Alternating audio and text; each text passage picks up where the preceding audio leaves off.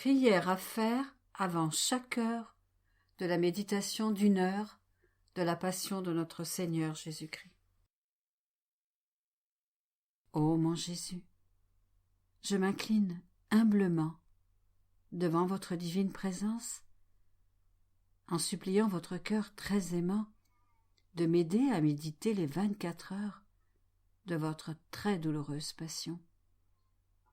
C'est par amour pour nous que vous vouliez tant souffrir dans votre corps adorable et votre très sainte âme jusqu'à mourir sur la croix.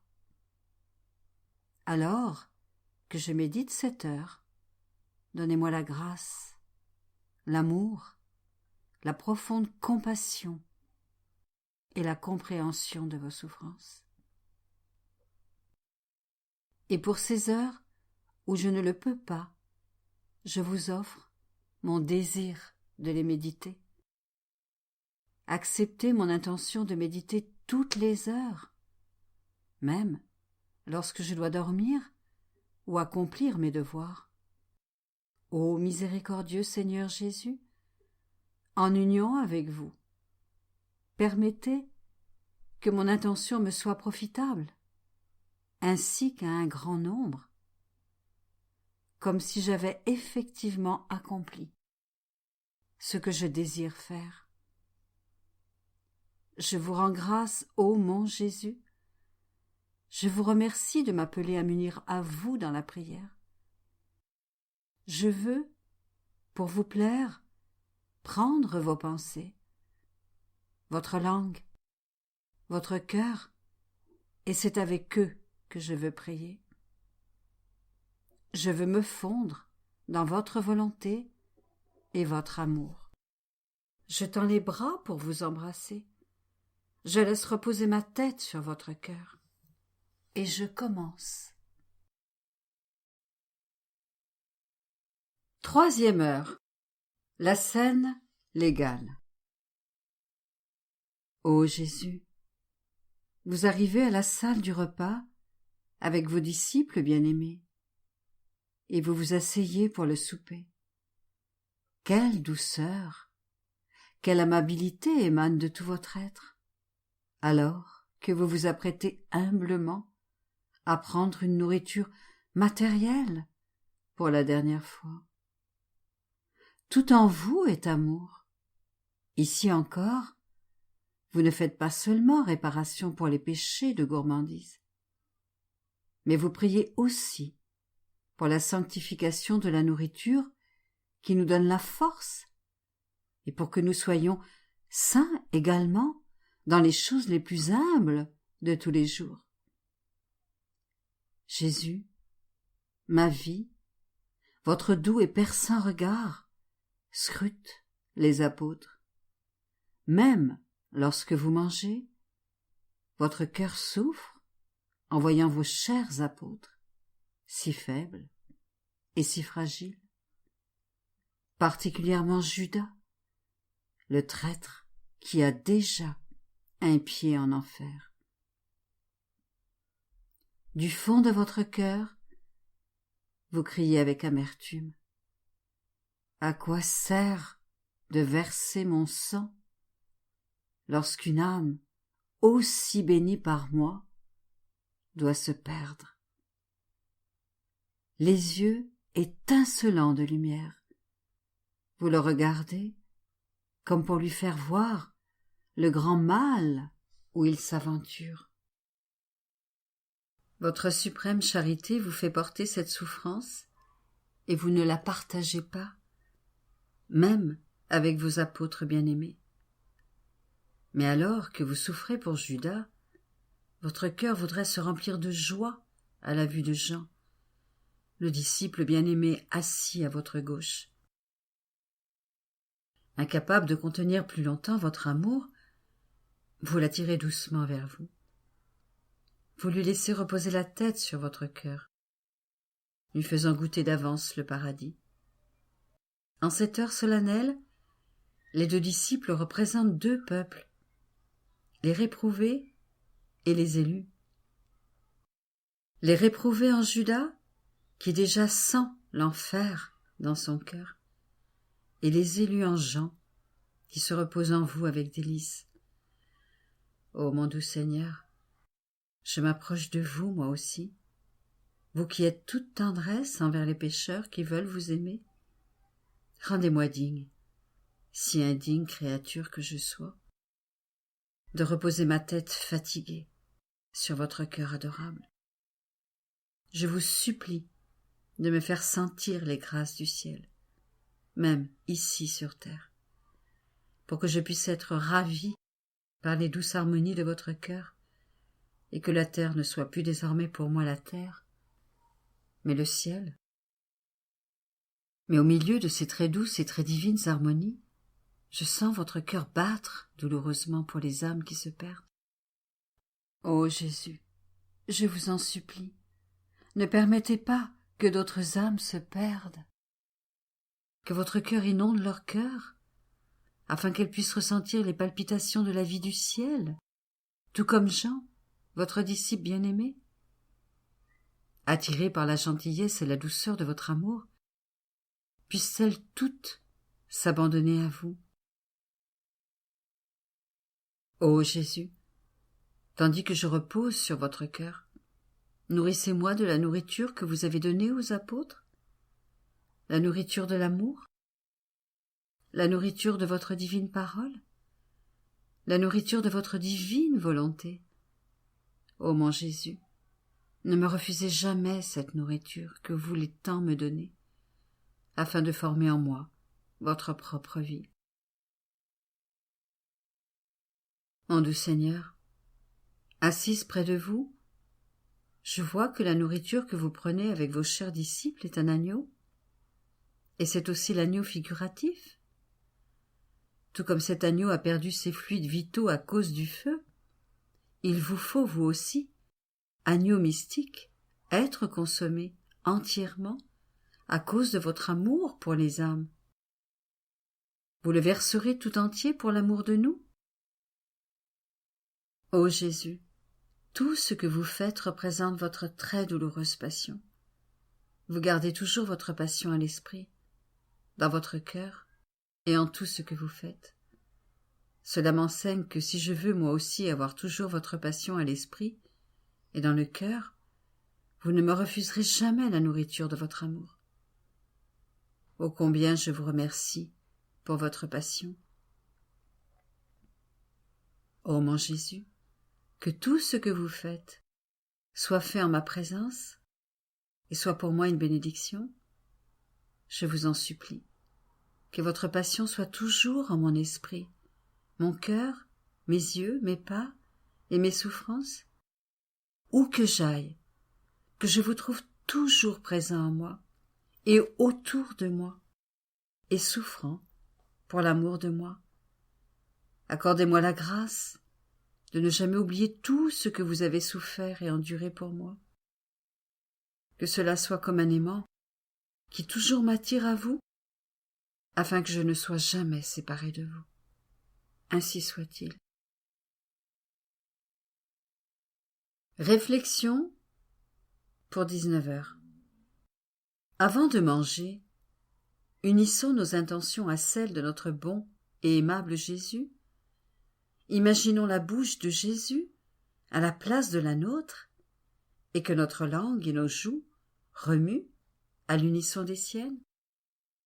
De cette manière, nous attirerons en nous non seulement la vie de Jésus-Christ, mais, puisqu'il est présent avec sa volonté dans la bouche de toutes les créatures, nous nous unirons à lui pour rendre à notre Père la gloire, la louange, l'amour, la reconnaissance et la complète réparation que lui doivent les créatures. Ce que faisait notre Seigneur Jésus-Christ lorsqu'il mangeait. Imaginons également être à table à côté de Jésus. Tantôt nous le regardons, tantôt nous lui demandons de partager un morceau avec nous. Parfois, nous demandons d'embrasser l'ourlet de son manteau rouge. D'autres fois, nous contemplons le mouvement de ses lèvres et de ses yeux célestes. Et quelquefois, nous voyons, dans l'expression de Jésus, une angoisse soudaine recouvrir sa très aimable face lorsqu'il prévoit tant d'ingratitude humaine. Tout comme Jésus parlait de sa passion durant le souper, nous penserons nous aussi, chaque fois que nous prenons de la nourriture, à la façon dont nous avons fait les heures de la passion.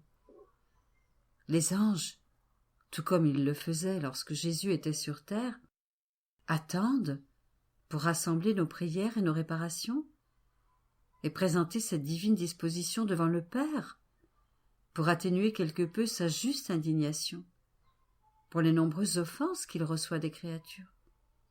Et lorsque nous prions, pouvons-nous dire que nous sommes recueillis et déférents? Pouvons-nous dire que les anges sont heureux de porter joyeusement nos prières au ciel, tout comme ils portaient celles de Jésus? Ou sont-ils attristés par nos prières? Lorsque le douloureux Jésus mangeait, son cœur était percé à la pensée de la perte de Judas. Il voyait en Judas toutes les âmes qui seraient perdues, parce que la perte des âmes est la plus grande souffrance de Jésus. Incapable de la contenir plus longtemps, il attira Jean contre lui pour trouver un soulagement. Comme Jean, nous serons toujours nous aussi tout près de Jésus pour partager ses souffrances, le réconforter et lui offrir un repos dans notre cœur. Nous ferons nôtres ses souffrances en nous fondant en lui. De cette manière, nous sentirons les battements de son divin cœur, transpercés par la perte des âmes. Acceptons-nous de lui donner les battements de notre cœur pour lui ôter ses plaies? À la place de ces plaies, nous mettrons les âmes qui veulent se perdre, afin qu'elles se convertissent et soient sauvées. Chaque battement du cœur de Jésus est un « Je vous aime » qui s'écoule dans les battements de cœur des créatures et se meurt de pouvoir les enfermer toutes dans son propre cœur pour recevoir leurs battements en retour. Mais l'aimable Jésus est privé de cette réponse par un grand nombre, et ses battements restent, pour ainsi dire, étouffés et remplis d'amertume. Et je prie Jésus d'imprimer mon cœur de son « Je vous aime » afin que je puisse connaître la vie de son cœur. Et puisque son cœur résonne en celui de ses créatures, qu'elle soit forcée de dire « Je vous aime, Jésus ». Nous nous fondrons même en lui. Nous prendrons la divine disposition de sorte que chaque fois que nous ferons cela, l'aimable Jésus nous dira « Je vous aime ». Ce « Je vous aime » est tellement immense qu'il remplit le ciel et la terre, s'écoule dans les saints et descend jusqu'au purgatoire. Le cœur de toutes les créatures est touché par ce « Je vous aime ». Les éléments eux-mêmes connaissent une vie nouvelle, de sorte qu'ils ressentent tous les effets de ce « Je vous aime », les effets de Jésus. Même dans sa respiration, Jésus se sent suffoqué par la perte des âmes. Lui donnons-nous nos souffles d'amour pour le soulager? En prenant ces souffles, nous toucherons les âmes qui s'arrachent de ses bras et nous leur donnerons la vie de son souffle divin. De sorte qu'en sentant la vie de ce souffle divin, au lieu de fuir, elles reviendront s'attacher encore plus étroitement à lui. Spécialement lorsque nous souffrons et que nous éprouvons de la difficulté à respirer, pensons à Jésus, qui contient le souffle des créatures dans son propre souffle. Il sent également son souffle coupé lorsque des âmes sont perdues. Unissons nos douloureuses et pénibles respirations avec celles de Jésus pour le soulager. Dans nos souffrances, courons après les pécheurs. Pressons-les de s'enfermer dans le cœur de Jésus. Mon bien-aimé Seigneur, avec chaque souffle que prennent les hommes, que le mien soit un cri continu qui les incite à s'enfermer dans votre souffle. Le premier mot de notre aimable Jésus sur la croix fut une parole de pardon pour toutes les âmes devant le Père. Jésus aime tant les âmes qui se tiennent autour de son cœur en demandant son pardon, qu'il lui semble que ses bras se brisent et il remplace la justice par la miséricorde. Lui offrons-nous nos actes pour excuser les pécheurs afin que, touchés par notre excuse, par une seule âme, n'aille en enfer? Unissons-nous avec Jésus pour veiller sur le cœur des créatures afin qu'aucune ne l'offense? Nous lui permettrons d'exprimer son amour en acceptant de plein gré tout ce qu'il dispose pour nous. Froideur, adversité, incertitude, oppression, tentation, distraction, calomnie, maladie et tout le reste. Ce faisant, nous le consolerons pour tout ce qu'il reçoit des créatures. Jésus verse plus que son amour sur les âmes. Il va souvent vers une âme lorsqu'il sent la froideur des créatures et fait ressentir sa froideur à cette âme. Si l'âme est réceptive, Jésus se sentira soulagé de la froideur des créatures. Ce froid servira alors à veiller sur d'autres cœurs, afin que cet aimable Jésus soit aimé. D'autres fois, Jésus ressent la dureté des cœurs dans le sien. Incapable de la contenir, il cherche à l'exprimer en se rapprochant de nous. Il touche notre cœur avec le sien, afin que nous puissions partager cette dureté. Lorsque nous embrassons cette souffrance comme la nôtre, nous la plaçons autour du cœur des pécheurs, pour faire fondre leur dureté et les guider vers Jésus. Mon bien-aimé Jésus est entouré de la négligence des créatures, et il veut pouvoir épancher sa peine en la partageant avec nous. En souffrant avec résignation, plaçons autour de lui ces marques d'indifférence, comme un souffle de vent, pour soulager ses peines. Et nous le protégerons contre ces actes délibérés de négligence. Mon bien-aimé Seigneur, vous souffrez tant pour la perte des âmes. Par compassion, je mets mon être à votre disposition. J'embrasse vos souffrances et celles des pécheurs pour vous réconforter et les attacher à vous. Ô mon Jésus, je vous prie de faire fondre d'amour mon être tout entier pour que je puisse continuellement vous réconforter et adoucir toute votre amertume. Remerciements après chaque heure de méditation. Mon Jésus bien-aimé, vous m'avez appelé à cette heure de votre passion pour vous tenir compagnie, et je suis venu. Il m'a semblé vous entendre, dans l'angoisse et la souffrance, prier, faire réparation et plaider avec les paroles les plus touchantes et les plus éloquentes pour le salut des âmes. J'ai essayé de vous suivre en toutes choses. Je vous dois maintenant un sincère merci et un soyez bénis. Oui, ô Jésus, je répète mon merci des milliers et des milliers de fois. Je vous bénis pour tout ce que vous avez fait et souffert pour moi et pour nous tous.